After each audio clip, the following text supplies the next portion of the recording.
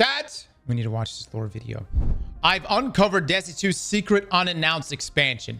Interesting. My name is Donkey, and welcome back to another Destiny 2 theory video. My apologies for the wait getting this video out. I was sick this past week, and I didn't have a lot of energy to put a video together, but now I'm feeling better, and we're getting back into the swing of things, putting out these whiteboard videos for you guys. Today, I'm presenting to you guys a theory, how I believe that there are some storylines developing within Destiny's lore right now that I think is ultimately building towards a future yet to be announced expansion focused on Neptune. The three storylines I'm going to be focusing on in this video are the storylines of the AI sisters, Sotaria and Estraa, Otzot and the Scions, particularly the Scion Conclave, as well as Maya Sundaresh and the Conductor. The lore surrounding all three of these plot lines right now is very, very interesting, and I think they're very, very interconnected. So I'm going to be breaking down what these storylines are and presenting my case as to why I think this is all ultimately connected and building towards Neptune. So you're saying potentially the next expansion will have us going back to Neptune patrol spaces? Neptune. I'm thinking Neomuna. To start off, let's break down the lore and storylines surrounding Sotaria and Estraa. So Sotaria, also known as the Augur mind, is Neomuna is Neptune, right? Yeah. That's right. Well, hold on. Go back to this board here. I mean, guys, at some point we got to figure out what we're gonna do with Nimbus. Now, I'm not saying that's a huge priority, but he is like the last Cloud Strider. Do we? I'm just saying. Storyline surrounding Sotaria and Estraa. So Sotaria, also known as the Augur mind, is a Golden Age AI that was created in a joint venture with both Ishtar Collective and Braytech. Interesting enough, both Maya Sundaresh, who later became the Conductor centuries later, as well as Clovis Bray, were directly involved with the creation of Sotaria. And Sotaria is a pretty interesting AI because she was developed to be a prediction engine that was made with Vex tech. So because she's part Vex, she's able to look into future timelines and predict certain outcomes. Yeah. We see in lore that she was specifically used to predict the success rate of future human intergalactic colonization efforts, like how successful it would be if we sent a colony ship to this far-off planet. How well would that go, right? Would the humans be wiped out? Would they be successful? That's what Sotaria was doing. And as she was making these predictions, she could see along the horizon in the future the coming collapse of humanity, that the Golden Age would meet its end, would collapse by the hands of the Witness. And so Sotaria, knowing that this was coming, secretly, behind the back of Clovis Bray, warned Rasputin of the coming collapse, so that Rasputin could prepare and try and save humanity. And, Sotaria was discovered in her secret efforts, and ultimately Clovis Bray tried to imprison her, contain her in what is called a pillory bunker, which is basically a prison for rogue AIs. We actually visit this facility that Sotaria was imprisoned in the Spire of the Watcher dungeon, but right before she was captured, she cut off a piece of herself, created a submind that she launched into space, which eventually landed into Neptune. So she ultimately survived this containment effort. And as of right now, presently, Sotaria is currently on Neptune and resides as integral infrastructure for the Cloud Arc on Neomuna. As a brief reminder as to what the Cloud Arc is, because Lightfall lore isn't exactly the most popular in the Destiny community, but the Cloud Arc is this virtual reality space that the Neomuni created by experimenting with both the Veil and Vex technology, and they ultimately created what is kind of like a pseudo independent Vex network that the Neomuni can upload their consciousness into and exist in a virtual reality realm. I'm not gonna lie, guys.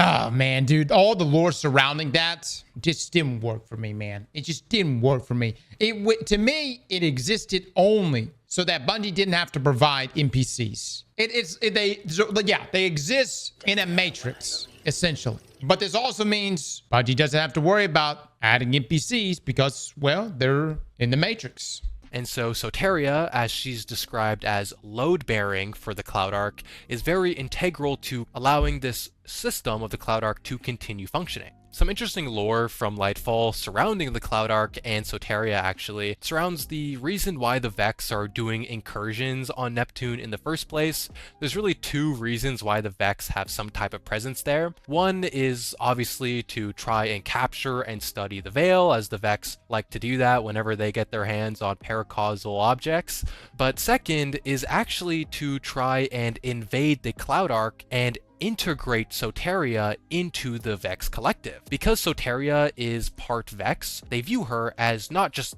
an AI, right? But as a Vex mind that they think has broken off from the Vex collective. And so they want to kind of reintegrate her. But obviously Sotaria doesn't like that very much and she wants to stay as part of the Cloud Arc. But it's pretty interesting lore to see how the Vex view other Vex-like entities in game. So moving on to Estrea's role into this whole storyline.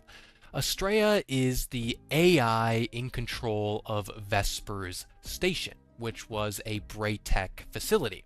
And Vesper Station was this place where Braytech would do their, most dangerous experiments, where they were the most likely to breach containment and infect and corrupt and destroy other Braytech systems. So they needed an isolated, quarantined station to do these experiments, and Vesper Station was that. It's like the AI Wuhan lab. And we visit Vesper Station as well as meet Estraa in the Vesper's Host dungeon, where we deal with one of these Clovis Bray's experiments that have gone rogue. That's what the whole puppeteer is that we fight in that dungeon. It's a rogue experiment that Clovis Bray did with Vex technology, and so, it broke containment, and that's why we were there doing that dungeon. And as we were on Vesper Station, if you did the quest surrounding that dungeon, we removed some of her limiters, right? Clovis Bray put some restrictions onto Estraa so that her control and her knowledge was limited to what was going on in Vesper Station. And so once we removed these limiters from her, she was now essentially free to go explore the world. And she learned that there was so much out there besides Vesper Station. She learned that she had siblings, as she said, brothers and sisters like Rasputin and Sotaria. And with this newfound freedom that we gave her, Estraa has two main goals, right? She wants to reunite with her sister Sotaria, who we know is currently on Neptune, and she also wants to get revenge on Clovis Bray for all actions he's done to harm her siblings, as well as keep her imprisoned on Vesper's Station for so long. And that's kind of where we left Estraa after the Vesper's Host dungeon. But we got an update to her story in Ashen Iron with the Heliostat mission. If you did any of the secret catalysts for Wolfsbane, you got some dialogue and lore where we actually uploaded Estraa onto a warsat and we launched her towards Neptune. So now Estraa presently in the lore is flying through space towards Neptune with the hopes of landing on Neptune and meeting up with Sotaria and doing something there, right? We don't quite know what'll happen when she lands on Neptune. The thing about Estraa is I feel like her vibes are very weird, right? This is more so personal analysis than hard set lore, but from our interactions with her, she feels very, very transactional. She gives this vibe that she's very, very set on her goals and that nothing is going to stop her from attaining those goals. She's going to unite with her sister Estraa and she's going to get revenge on Clovis Bray. No matter how she does it, what she has to do, she's going to do that, and she doesn't want anyone to get in her way. Is Clovis even around? Didn't we kill that guy? What happened to him? Right? And if you do get in her way, she's going to cause some trouble. That's the vibe I get from Estraa. And what's interesting is when you combine these kind of weird vibes you get from her with some dialogue you get, if you bring in the final warning exotic sidearm into the dungeon, you get some dialogue from Estraa where she talks about how she kind of likes Dr. Sundaresh. She's a fan of her. And, maybe Estraa doesn't know this because she's been trapped in Vesper's Station for so long, but the Dr. Sundaresh she's talking about is the conductor. And so it's not a great sign that this AI that is giving off some weird vibes is also a big fan, seemingly, of one of the last cities. It's like an AI suddenly just going, I think that Hitler guy was great. Like if suddenly we wake up tomorrow and Claude decides to share the opinion with us that Hitler is amazing, then we need to do something. You see what I'm saying? Someone needs to do something quickly. His greatest enemies right now. So that's some concerning things about Estraa we kind of have to keep an eye on when it comes to the lore going forward. But as we can see, the lore between Estraa and Sotaria is directly linked to Neptune, right? Sotaria exists on Neptune within the Cloud Arc, and Estraa is presently on her way there.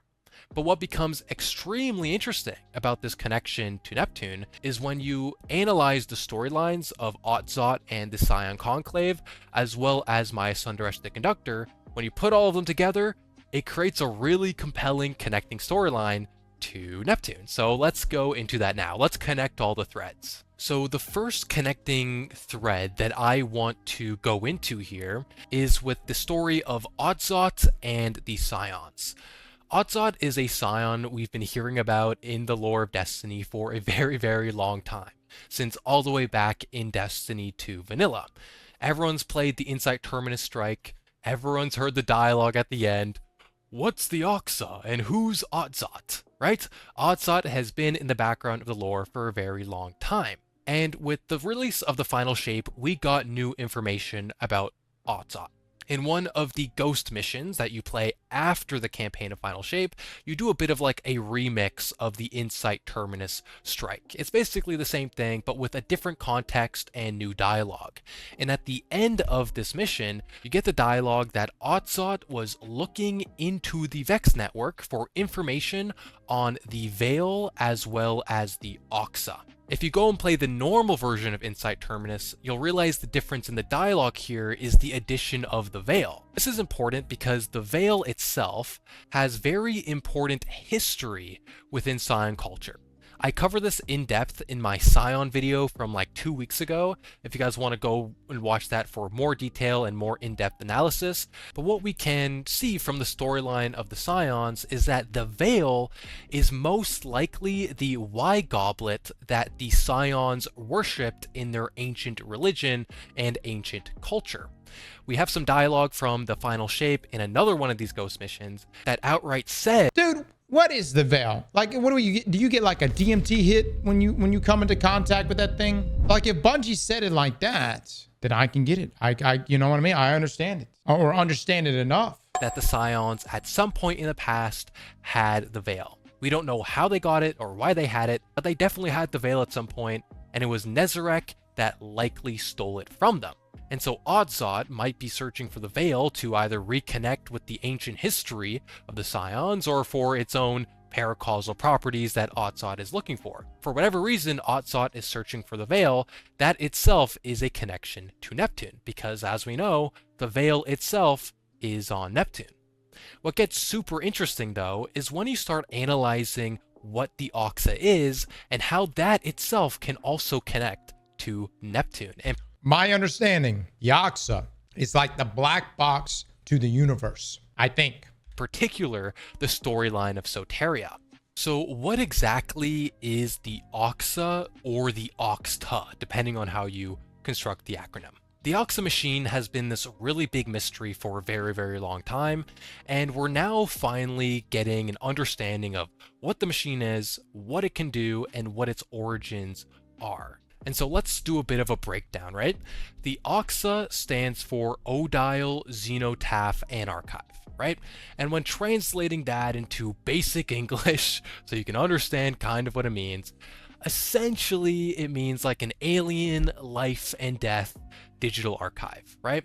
And that itself doesn't help too much into understanding what the machine actually does, because the machine has two, proper functionalities. It is both capable of recording the history of the universe as well as predicting the future. And in the same mission that we get this dialogue about Otzot looking for the Veil and the Oxa, we also get some dialogue that tells us that the Oxa is the same design, not the same device, but the same design as the device, which is very, very interesting because it allows us to gain some more insight as to what the Oxa really is and how it came into being in the first place.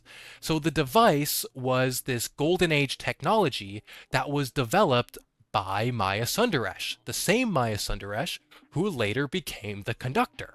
And this device was created after the Ishtar team studied Vex gateway technology. And from their research, they created the device, which allows the user to send their mind through time and space to see different futures, to see different timelines. And this is the same device that eventually wound up in the hands of the Future War Cult and Lakshmi too, who was also a copy of Maya Sundaresh, interesting enough. R.I.P., right? R.I.P. Lakshmi was great, man. I honestly think she could have made the tower great again. And we would have... Who knows? I bet we would have got the D1 tower rebuilt. I bet you that.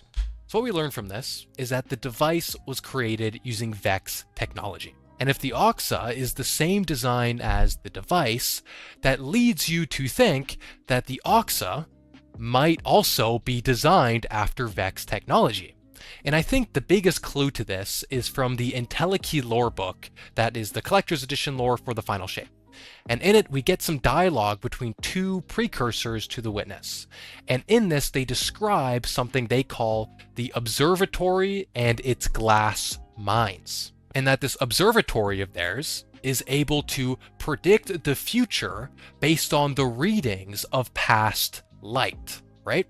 And that the glass minds help in this predictive action. So essentially what every corporation is trying to do right now with databases, right? I'm telling you, man, let's just fast forward. Why all this money, all this investment, brother? They trying to create a way to predict everything. They're going to have a way. Eventually, there's going to be an online profile of you. Okay. If your name's Joe, you're going to not even know what you like before the device knows what you like. The device will know what you like. The device will present what you like. You see what I'm saying? They use the past, visible light, to predict the future. This reminds me a lot of the two aspects of the Oxa machine, being able to record history and predict the future. And the lore book itself also mentions that the etymological origin of the Vex is very similar to that of the glass mines as described in that lore book. And so I think what we see in Entelechy is probably the first ever recorded moment of the Oxa's existence. And what's really interesting about that is the Oxa is described in lore all over the game as this device that is a black box for different extinct civilizations. And I paid attention in Mylan's class. How it is this device that is eternally lost and eternally rebuilt. And at first, when we had very little information about the Oxa, it made you think that this device was exchanging hands. It was the same thing that was constantly being passed around. One civilization had it, passed it to the next one, to the next one. But I think what we're seeing is that the Oxa was never passed around, but that individually, distinctly, and separately, all these different civilizations found themselves creating the same device based on the same design. All of them encountered the Vex in some way. We know the Vex are everywhere. They're prevalent everywhere in their pursuit of the design. So in their encounter with the Vex and studying their technology, all these different civilizations have constantly been rebuilding and destroying their own Oxa machines. The device being an example of this. You know, the reason why this whole talk about the Oxa is so important, right? I'm dragging on a little bit here, is because I don't see it as a coincidence that Sotaria's predictive capabilities being designed after Vex technology is very similar to the predictive capabilities of the Oxa. Although sure, right? Sotaria doesn't have the record-keeping capability of the Oxa, but she does share in the predictive capabilities. And so, I don't think it's a stretch to say that Sotaria is, you could say half Oxa.